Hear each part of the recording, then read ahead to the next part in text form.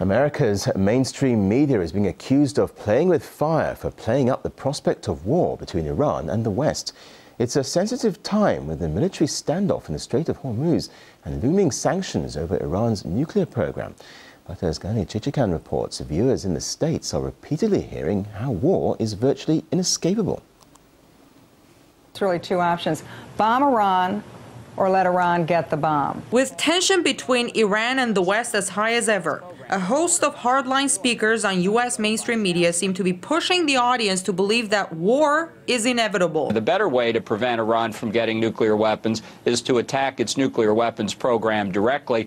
Although experts say war with Iran is far from being inevitable, I don't think that we are there yet, that is to say, at the precipice. The media are already preparing the grounds for it, some by misinforming the public. The New York Times wrote that the International Atomic Energy Agency said Iran's nuclear program has a military objective.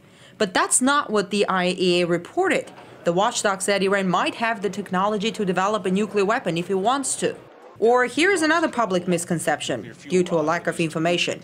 I would be saying to the Iranians, you either open up those facilities, you begin to dismantle them and make them available to inspectors, or we will degrade those facilities through airstrike. In fact, IAEA inspectors have already been in the country monitoring Iran's nuclear facilities. When the American people hear information over and over again, and sometimes it is often these subtleties, not providing the context of the IAEA report, or not putting in some of the doubts back in 2002, 2003 about the Iraqi WMD programs, that kind of slanting of the news does have the effect of altering how the American public views an issue. The U.S. mainstream media have proved to be cheerleaders for war.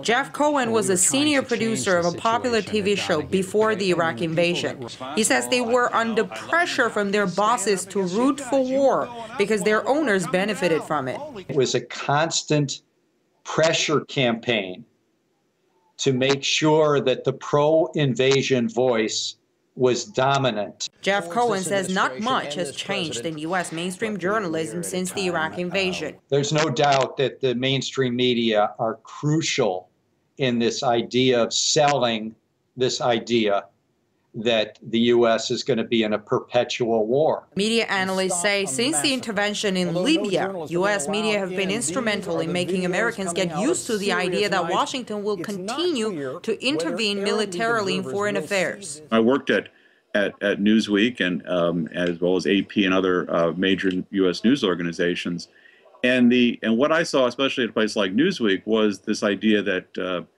the media was actually part of the establishment, that that the American people were to be guided more than even informed. It seems most American media are so used to talking wars that when after a decade of inconclusive war in Afghanistan, the White House announced the necessity to negotiate with the Taliban.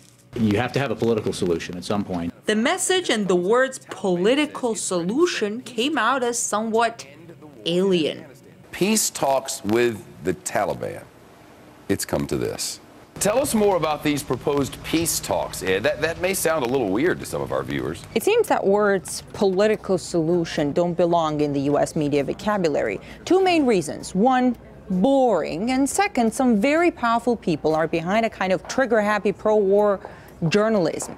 Too many times in history, the media did the bidding of war profiteers. We can go back more than 100 years and look at how the American public was primed for war with Spain over Cuba.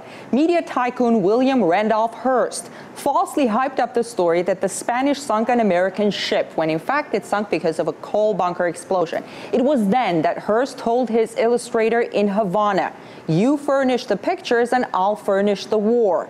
More than 100 years on, the phrase still sounds relevant, but it doesn't have to be that way. And some argue political solution, although not popular words in the media vocabulary, is better than war and death.